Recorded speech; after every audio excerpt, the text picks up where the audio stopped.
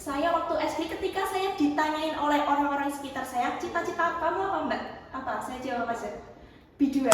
Aku tuh ambil di perbankan syariah, aku mau jadi apa? Aku gak paham metode pembelajarannya, aku gak paham ini nanti arahnya kemana, bisa jadi apa, aku gak paham. Yaudah deh, aku manut sama orang tua aja. Berjalan di semester 1, nggak tahu tiba-tiba kenapa saya paham sama materi yang dijelaskan oleh dosen saya. Yang penting kalau emang nggak ada kesibukan, kalian hanya kuliah pulang, coba aja ikut organisasi. Saya yakin itu akan merubah diri kalian, akan merubah mental kalian dari yang awalnya kalian nggak berani speak up, saya yakin kalian pasti berani menyampaikan aspirasi di dalam organisasi tersebut. Dari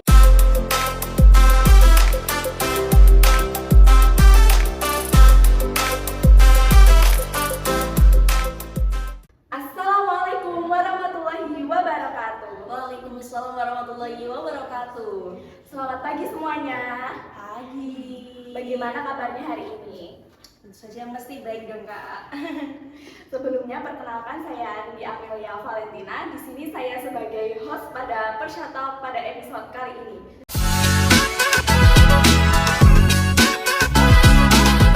Nah, di sini kita kedatangan tamu spesial nih, yaitu Kak Nurlailatul Fatimah. Halo Kak.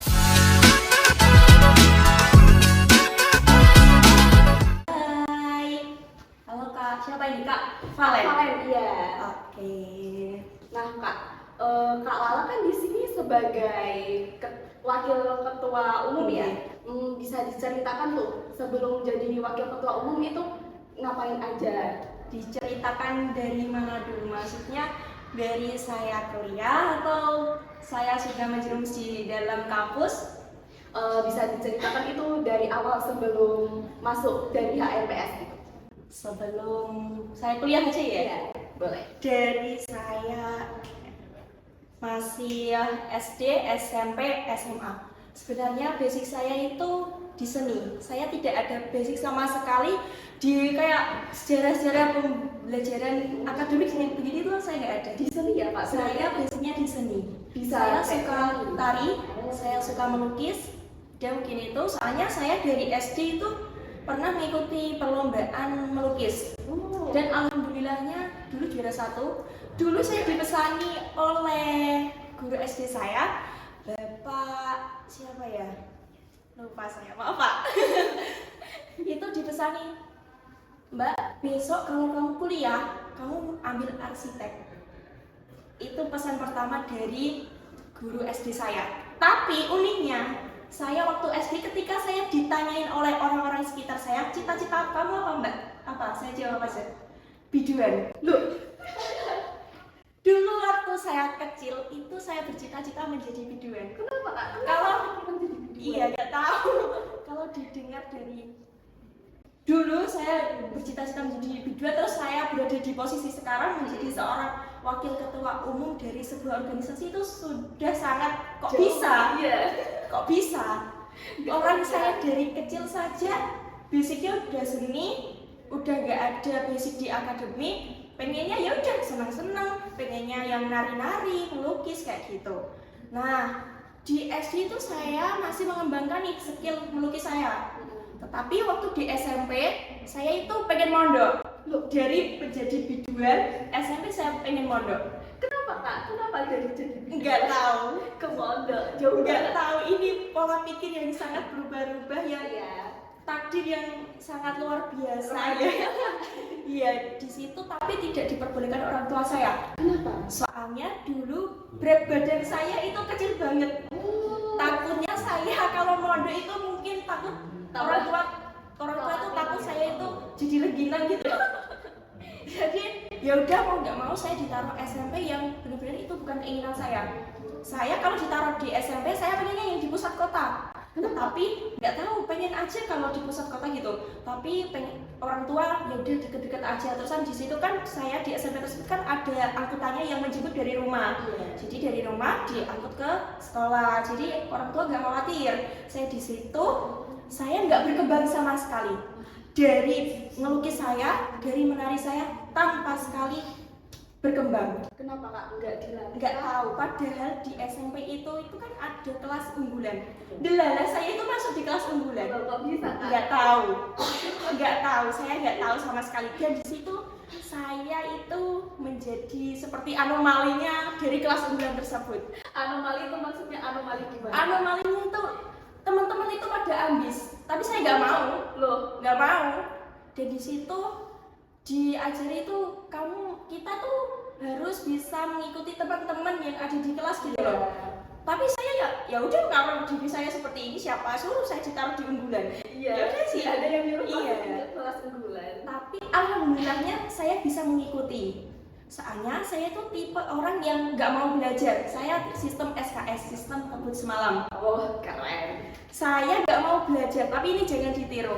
Soalnya saya itu orangnya mudah mengingat dengan bahasa sendiri. Ketika saya diajar oleh guru, diajar oleh dosen, sampai saat ini saya belajarnya itu sistem SKS, sistem kebut semalam. Jadi kalau diajar oleh guru, saya tidak mencatat. Saya kuliah juga nggak bawa buku, nggak usah ditiru. Saya kuliah nggak bawa buku, saya nggak pernah mencatat. Kalau mencatat ya, kamu punya buku nggak? Aku minjem dong. Iya. Saya catat. Tapi alhamdulillahnya itu sudah tercatat sendiri di otak saya. Iya. Nah, ketika di SMP, kembali ke SMP ya, kembali ke SMP, ketika saya di SMP itu sampai 3 tahun itu saya di kelas unggulan. 3 tahun Iya. berturut-turut? Terus saya ikut OSIS, tapi di OSIS tersebut itu nggak aktif sama sekali. Kenapa kak? Corona atau? Iya, nggak tahu ya. Aku orangnya kayak FOMO gitu mungkin. Ini kesalahan terbesar saya. Jangan ditiru ya teman-teman. Jangan ditiru ini. FOMO. FOMO dan hal yang sangat buruk bagi saya. Terus saya sampai 3 tahun ya udah jadi siswa yang gitu-gitu aja. Yang penting saya ngikutin alur, saya bisa berada di kelas itu, saya bisa menetap 3 tahun di kelas unggulan itu sudah. Wow. Bagi saya, loh kok iso? Bisa. Kok bisa kayak gitu? Terus ke SMA. Ini saya SMA malah semakin menjadi-jadi. Kenapa kak? Menjadi bandelnya. Loh. Kenapa?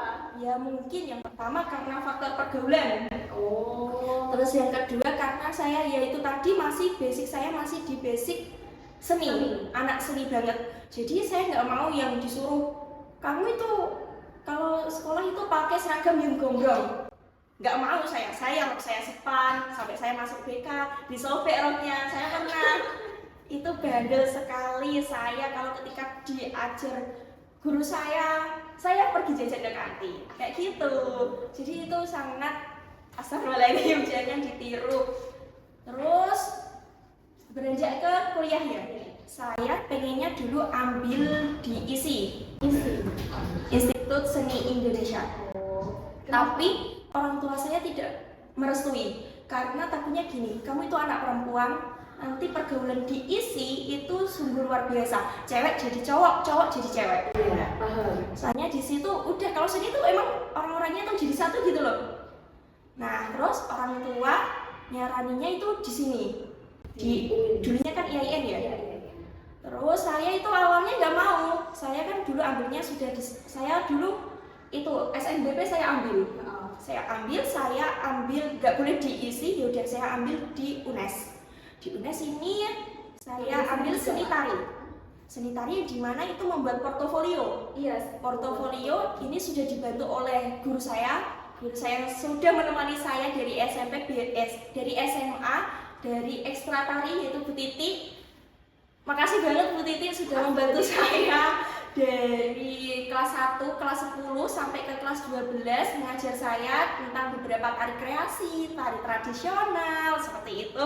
Nah, waktu portofolio saya dibantu oleh guru saya ini.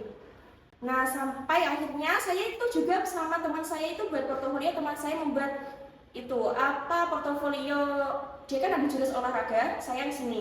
Saya sama teman saya mondar-mandir dari kesehatan ke puskesmas, mondar-mandir urus ini itu. Nah, sampai kita daftar. Alhasil nggak keterima. Itu saya nangis 1 hari 1 malam. Nggak apa-apa kak, semua orang juga kayak gitu. Saya nangis ya ampun, kayak aku udah effort loh bikin portofolio, kok bisa sih nggak diterima. Sampai guru saya itu kayak, loh mbak kok bisa nggak keterima? Yaudah dicoba aja SNBT. Iya. Saya itu mau mencoba, tapi di keseimbangan antara SNBP itu kan bisa daftar SEPAN. Bisa. Nah, sebelum masih proses SNBP itu saya daftar SEPAN, itu saya terpaksa karena udah sih coba aja, kayaknya sih nggak keterima orang dari diri saya, dari basis saya, dari nilai saya itu paling unggul itu mungkin di seni-seninya. Untuk agama aja udah, tapi kalau hafalan alhamdulillahnya saya bisa. Kalau untuk hafalan kayak hafalan waktu SMA itu kan, SMA saya kan negeri, itu nggak ada hafalan yang gimana ya, kayak orang-orang yang MA kayak gitu, nggak hafalannya ya mungkin ya ayat-ayat pendek. Itu saya cek banget untuk ngambilnya ya, mungkin itu tadi cara belajar saya itu SKS, saya mudah mengingat apa yang sudah disampaikan seseorang. Nah dari situ saya kayak ya udah sih kayaknya nggak keterima, saya tetap pengen di seni.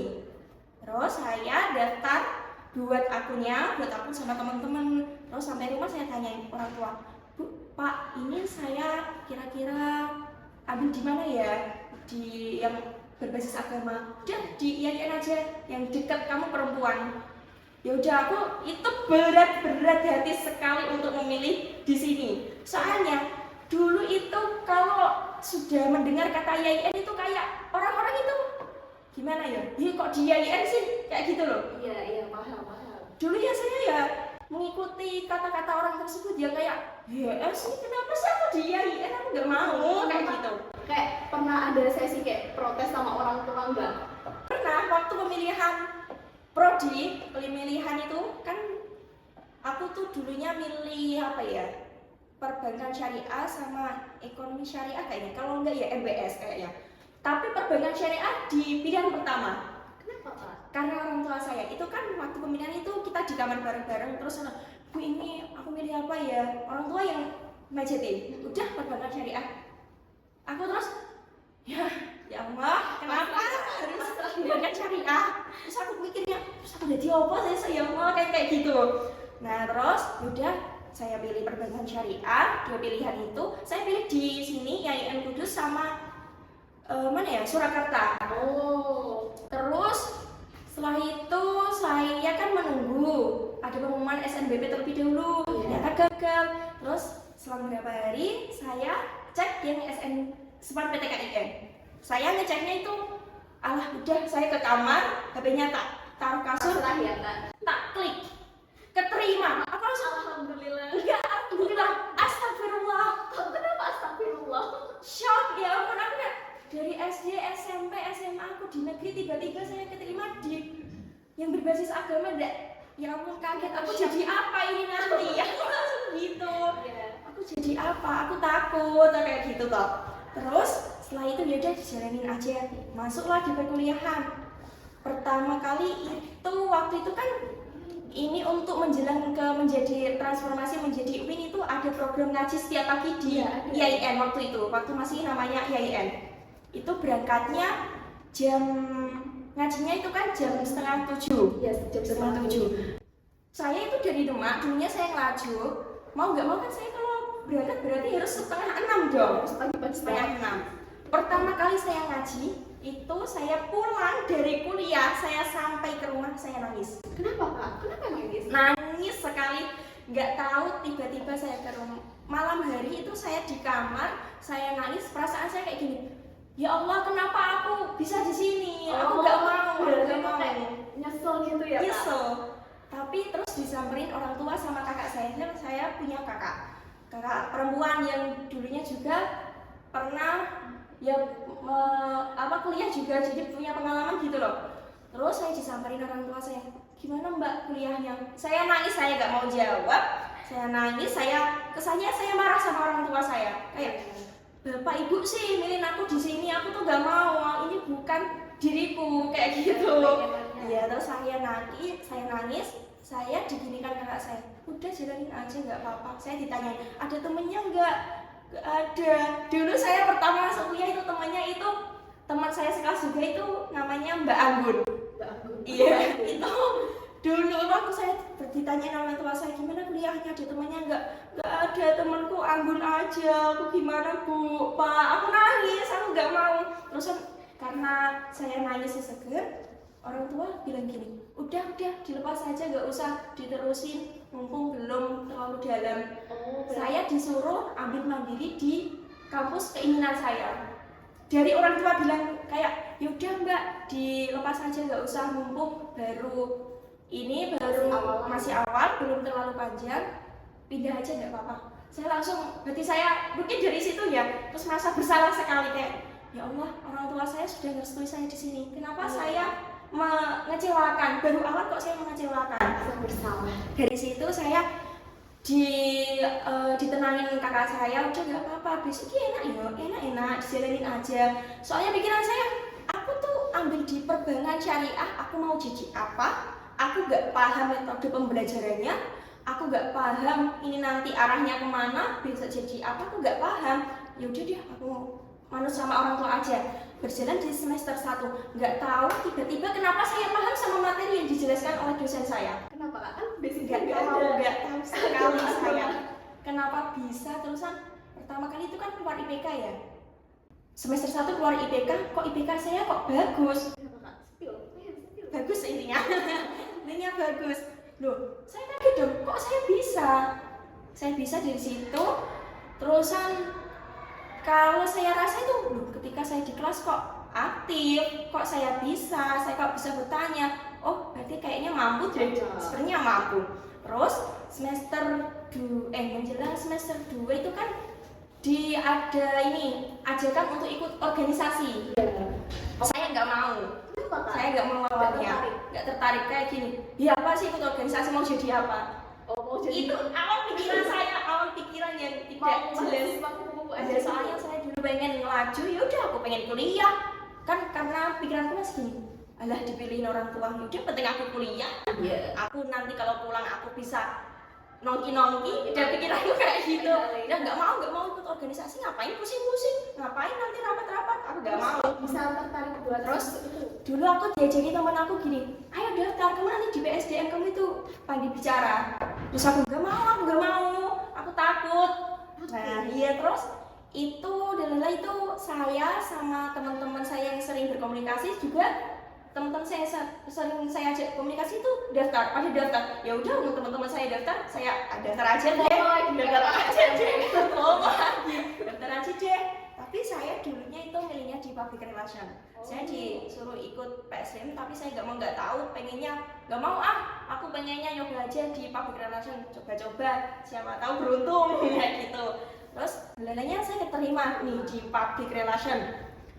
Nah, berjalan di situ saya kok nyaman, kok kayaknya asik ya. Kalau belum nyebur belum terasa, kok asik. Ya udah deh, coba aja deh. Terus saya berkesempatan menjadi MC non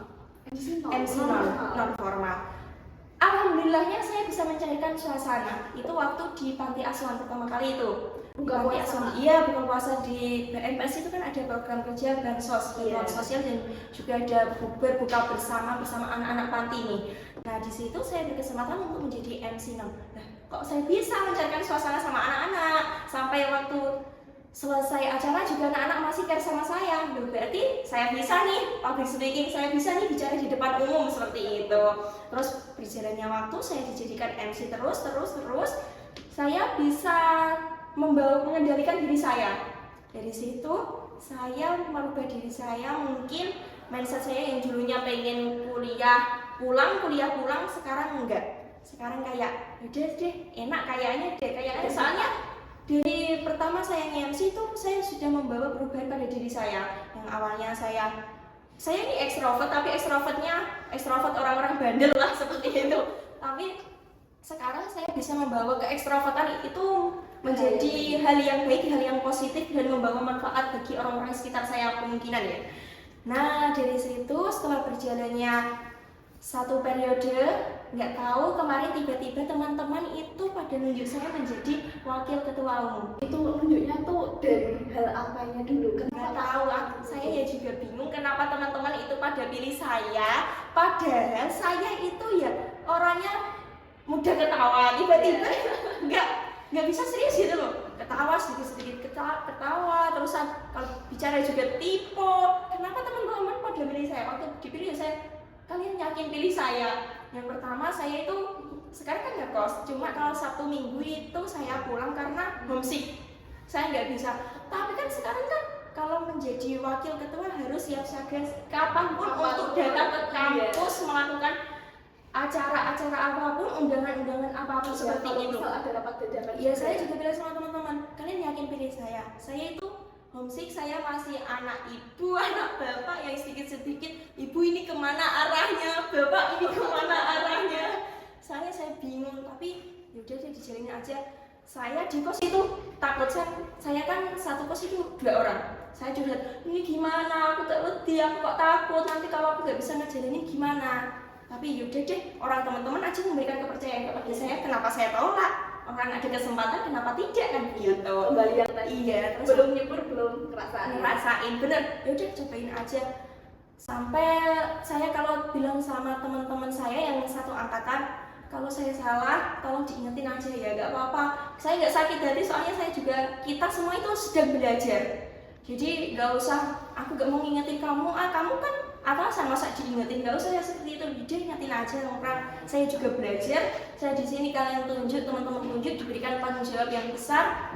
Menurut saya harus bisa. Jadi pola pikir saya sekarang itu dewasa dengan sendirinya. Yang dulunya saya mungkin background saya di SMP, SMA begitu-begitu aja, agak bandel. Sekarang kuliah kok pola pikir saya bisa nyatu dengan akademik, dengan non akademik begitu. Saya juga heran kenapa bisa, tapi ya alhamdulillahnya saya bisa di titik sekarang itu, bersyukur banget. Dan saya sering kalau sendirian itu kayak, oh iya ternyata ini latar belakang dari restu orang tua.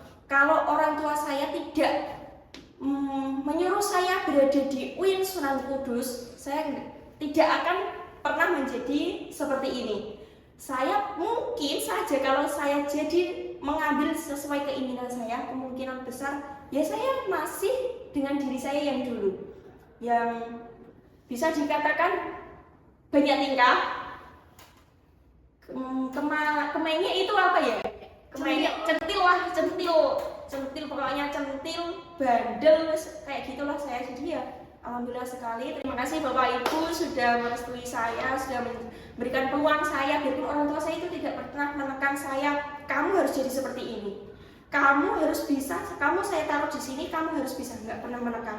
Jadi yaudah jalanin aja, yang penting kamu manut sama orang tua, yaudah berjalan, nanti insya Allah akan kasih kamu takdir terbaik. Saya rela meninggalkan teman-teman saya dulu karena mungkin dari orang tua saya tidak merestui, karena yaitu tadi saya malah menjadi salah pergaulan atau gimana. Terus saya juga menjadi pola pikir saya yang itu aja. Saya rela meninggalkan itu semua demi restu orang tua saya.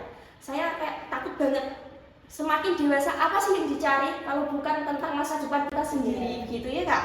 Kalau kita masih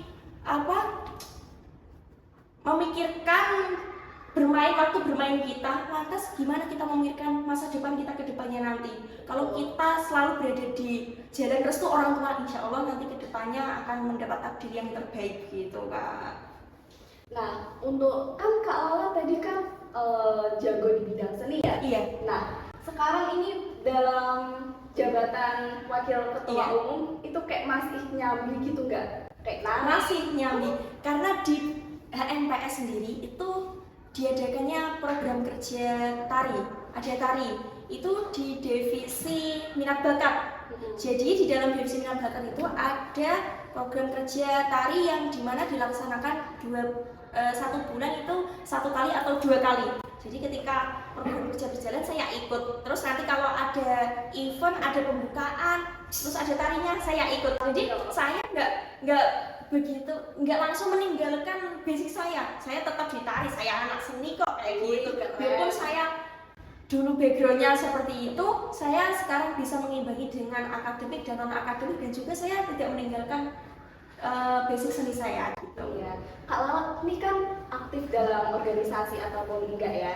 Nah, kayak tantangan terbesarnya itu dalam menghadapi kayak keseimbangan antara kuliah sama organisasi itu gimana Kak? Kalau tantangan terbesar itu pola pikir saya sih, pola pikir sama waktu. Kalau organisasi ini kan ya sering kayak ada acara dadakan, rapat dadakan, terus kan di kuliah juga ada tugas-tugas yang Masya Allah sekali ya, sangat Masya Allah sekali. Jadi saya itu biasanya kalau menghadapi tantangan tersebut, yang saya jadi sasaran itu badan saya sendiri. Tapi alhamdulillahnya anak-anak kuliah yang fokus sama organisasi sama kuliah itu tidak mudah sakit. Benar atau benar? Benar, ya kan? Biarpun dia ngelembur tugas, ngelembur organisasi, udah seharian organisasi, udah ngerjain tugas, biarpun capek di badan, besok tidur 1 jam 2 jam, bangun itu sudah seger lagi. Nggak tahu itu ada mantranya atau gimana, sudah terbiasa, atau emang anak-anak yang aktif organisasi dan bisa menyeimbangkan antara organisasi dan kuliah itu emang mentalnya kuat-kuat mungkin ya, mungkin karena udah terlatih dari berjalannya waktu, dia terlatih jadinya ya kebal mental, badan kebal semua kayak gitu. Nah, kayak strategi Kak Lala dalam menjaga agar nilai akademiknya itu tetap bagus di sela-sela kesibukan organisasi itu gimana sih Kak? Untuk strategi, kalian kalau kuliah, ini ya pesan untuk teman-teman yang sudah kuliah dan fokus organisasi. Kalau kuliah, pokoknya kalian jangan pernah meninggalkan kuliah kalian. Biarpun kalian aktif di organisasi, kalian jangan sampai pasif di dalam kelas. Saya yakin loh, orang-orang yang di organisasi kok dia berani speak up, sudah gimana ya, dia sering berbicara di depan umum. Saya yakin ketika di kelas dia tidak bisa menjadi orang yang introvert. Dia itu akan selalu mengikuti alurnya. Soalnya kan dia udah terbiasa nih berbicara di organisasi. Saya yakin ketika di kelas dia tidak akan mau menjadi orang yang introvert. Mungkin itu sih strateginya. Pokoknya kalian itu bisa kendaliin diri kalian sendiri sih. Utamanya kalian kendaliin diri kalian sendiri. Gimana kalau kalian, jangan pernah kalian itu memprioritaskan salah satu. Ya boleh diprioritaskan salah satu, tapi jangan tinggalkan prioritas yang lain. Ketika kita fokus di organisasi, jangan sampai lupa kita juga punya kuliah yang harus dipentingkan. Ketika kita penting di kuliah, jangan sampai kita lupa yang berada di organisasi. Jadi ya harus seimbang pola pikir kita, diri kita harus selalu seimbang gitu. Nah, terus kalau misal nih jadwal kuliah Kak Lala sama jadwal kayak rapat di organisasi gitu kayak bentrok, itu yang dipentingin itu mana dulu? Saya pernah. Ini malah bertepatan dengan event yang saya pegang. Apa itu Kak? Dulu saya memegang di public relation itu memegang make up teller yang ini tujuannya itu ke mahasiswa perbankan syariah atau internal ya, internal dari prodi tersebut sendiri.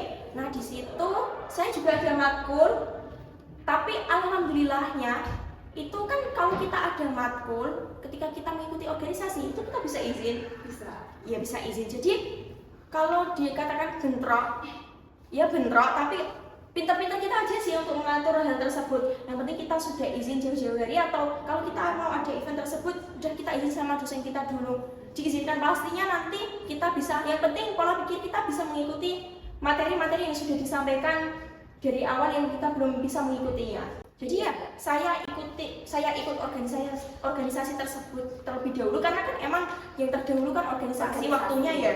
Soalnya waktu jam kuliah itu kan ada jam ketiga dan organisasi di event itu tuh selesainya duhur jam kedua. Jadi saya bisa masuk ke kelas biarpun hanya setengah jam. Jadi ya tetap ya kembali lagi yang kepental itu badan kita. Jadi kita harus, seandainya nih saya acaranya di kampus timur, tapi kuliahnya saya di barat. Ya mau nggak mau saya dari timur ke barat, saya harus bisa siaga untuk menjalani dari organisasi ke kuliah gitu loh. Kuat ya Kak? Iya kuat, harusnya organisasi mentalnya kuat, harus kuat. Kadang ya saya nangis, ya Allah kayak apa sih yang saya kejar kok sampai segininya. Tapi kalau dipikir lagi, oh ya ini kan membawa manfaat bagi saya bisa seperti saat ini itu ya karena mental saya yang sudah terlatih. Mungkin sedikit demi sedikit saya bisa menjalani hari-hari dengan kebiasaan saya berada di organisasi dan kuliah gitu. Nah, di sela-sela kesibukan kan Kak Lala tadi jelasinnya organisasi sibuk, kelas juga sibuk. Nah itu kayak pernah nggak sih kayak aduh kewalahan, aku mau libur aja gitu, mau Pernah. bolos. Pernah, tapi endingnya kayak gini. Alhamdulillahnya teman-teman saya yang saya di sekitar saya ini orangnya aktif-aktif semua, alhamdulillahnya. Jadi nggak ada yang mau mengiyakan ajakan saya yang negatif. Berarti yang ngajak Kak Lala ya? Ya kadang saya yang ngajak, ada teman saya, tapi alhamdulillahnya kita solid. Nah, udah berangkat aja, orang berangkat gitu aja teh. Yang penting kita dengerin, yang penting kita dapat sisi positifnya, udah berangkat aja nggak apa-apa. Terus nanti kalau ada matkul, setelah matkul itu ada rapat, sebelumnya itu kan pasti ada jeda, itu pada ke kos saya, pada curhat-curhat gimana nih, ya ampun, pada keluh kesah sendiri-sendiri. Jadi saya sama teman-teman saya tuh tahu, oh keluh kesahmu seperti ini, oh keluh kesah saya seperti ini. Jadi berbagi cerita gitu menjadi satu, akhirnya dapat solusi, kita berjuang sama-sama gitu. Nah, berarti itu pengaruh teman juga penting ya? Sangat berpengaruh. Kalian harus pintar-pintar memilih teman. Bukan kok kalian, ya aku nggak mau temenan sama orang itu nakal kayak gitu. Enggak, kalian itu netral harus berteman sama siapapun aja itu. Yang penting kalian bisa mengendalikan diri kalian. Jangan sampai kalian terjerumus ke hal-hal yang negatif. Ya seperti saya di SMA itu, saya nggak mau mengikuti organisasi, saya tidak mau melakukan hal-hal yang menjeru ke akademik. Ya udah, yang penting saya di sekolah asik-asik sama teman saya seragam ya, saya sepan, saya yang penting tiktokan. Saya dulu suka tiktokan, sampai sekarang sih emang tiktokan terus. Mungkin begitu sih. Jadi teman itu sangat berpengaruh. Nah, bagi tips lagi dong Kak, biar kalau lagi kegiatan organisasi itu nggak mengorbankan nilai akademik gitu loh, biar nilai akademiknya itu tetap terjaga. Ya tipsnya ya seperti yang saya jawab tadi, kalian harus tetap aktif di kelas. Soalnya kalian itu bukan nilai akademik kalian nih, biasanya kan ada orang-orang yang pengen IPK-nya tetap bagus. Kalian tuh nggak harus pintar, di kuliah itu nggak harus pintar. Yang penting kalian aktif, kalian paham materi yang disampaikan oleh dosen kalian, terus kalian berani speak up, berani menyampaikan pendapat kalian terkait materi yang sudah disampaikan. Kalau kalian tidak paham, ya udah tanya aja, nggak apa-apa, nggak usah malu, orang itu peluang kalian untuk bertanya. Kenapa tidak? Kalau ada peluang kan begitu. Tipsnya ya jadi tetap seimbangkan antara organisasi dan juga kuliah. Kalian pokoknya itu jadi orang itu jangan terlalu introvert dan juga jangan terlalu ekstrovert. Terlalu ekstrovert ya tidak baik, terlalu introvert ya tidak baik gitu. Jadi kalau kalian kuliah ya udah speak up aja. Kalau tidak paham sama materinya, biarpun itu hal-hal basic, tanyakan aja. Orang kalian juga belajar, semua teman-teman juga belajar. Kalian itu gak usah berpikir ya aku takut bertanya, soalnya kayaknya teman-teman di kelas itu sudah pada paham. Aslinya tuh enggak, teman-teman kalian itu aslinya sama seperti kalian, masih tidak paham. Orang kalian itu sama-sama belajar. Jadi kalau kalian berani speak up, itu malah menjadi nilai plus di mata dosen kalian. Jadi Mbak ini ternyata berani nih bertanya, biarpun pertanyaannya basic. Jadi tapi ya kalian kalau bertanya ya basic, tapi jangan basicnya basic dari internet, jangan seperti itu. Nah, pesan buat mahasiswa yang kayak nggak aktif di organisasi gitu loh Kak, maksudnya yang nggak ikut organisasi, pesannya itu biar kayak Kak Lala biar bisa nyemplung, biar bisa ngerasain gitu, gimana? Pesannya ya kalian itu coba aja, nggak apa-apa. Tapi kan semua orang itu kan beda-beda. Ada yang karena tidak mengikuti organisasi karena dia punya kesibukan lain, kerja sambil kuliah, atau ada punya kesibukan lain, apalah, nggak tahu kan, kita nggak tahu ya. Yang penting kalau emang nggak ada kesibukan, kalian kuliah hanya kuliah pulang, coba aja ikut organisasi. Saya yakin itu akan merubah diri kalian, akan merubah mental kalian. Dari yang awalnya kalian nggak berani speak up, saya yakin kalian pasti berani menyampaikan aspirasi di dalam organisasi tersebut. Dari organisasi tersebut nanti akan mengalir ke dalam perkuliahan kalian gitu Kak. Soalnya itu sangat bermanfaat gitu loh teman-teman. Jadi kalau teman-teman masih ragu, udah dicoba aja, nggak apa-apa. Saya juga dulu itu mungkin banyak penonton yang backgroundnya itu sama seperti saya yang bandel dari SMA, nggak pernah mengikuti organisasi. Udah coba aja, insya Allah kalian bisa. Nah, ini terakhir, kata-kata atau pesan untuk pengurus HMPS periode 2026 ini apa sih Kak? kata-kata ya. Tidak bisa berkata-kata ya, penting kata. Enggak yang ya saya nggak kata-kata sih, tapi harapan semoga teman-teman bisa membersamai saya sebagai wakil ketua dan juga ketua HMPS 2026 dan juga anggota-anggota baru. Semoga kita semua itu bisa saling merangkul satu sama lain agar dapat hal positif di akhir periode nanti gitu. Intinya kalian jangan pasif sih, udah itu aja. Keren sekali ya pengalaman Kak Lala ini dari SD sampai kuliah bisa berkembang Iya, sejauh banget. ini. Soalnya saya juga ini kata Pak B.J. Habibie, kalau keberhasilan itu bukan milik orang pintar, tetapi keberhasilan itu milik orang yang senantiasa ingin berusaha. Jadi saya kalau bukan kita yang babat alas ini, kalau orang Jawa itu babat alas, kalau bukan kita yang keluar dari nyaman kita, lantas siapa lagi? Apakah orang tua kita yang akan mengeluarkan kita dari zona nyaman? Iya, itu betul sih. Mengeluarkan itu dalam kata kayak kamu direstui di bidang ini, kamu direstui bidang ini. Tapi kan orang tua tidak tahu basic kita itu di mana, kita akan membawa diri kita kemana. Yang bisa membawa diri kita itu kan diri kita sendiri. Jadi tidak harus ada ada orang lain. inisiatif. Iya, jadi kalian yang penting ini sih berdoa terus sama Allah, minta gimana baiknya, minta takdir terbaik kalian, insya Allah nanti dibantu jalan terbaiknya. Terima kasih Kak Lala yang sudah sharing pada Persal Talk episode kali ini. Terima kasih buat teman-teman yang sudah menonton dari awal sampai akhir. Semoga pengalaman Kak Lala yang sudah di-sharing itu bisa bermanfaat bagi teman-teman dan bisa menginspirasi ke depannya. Terima kasih. Wassalamualaikum warahmatullahi wabarakatuh.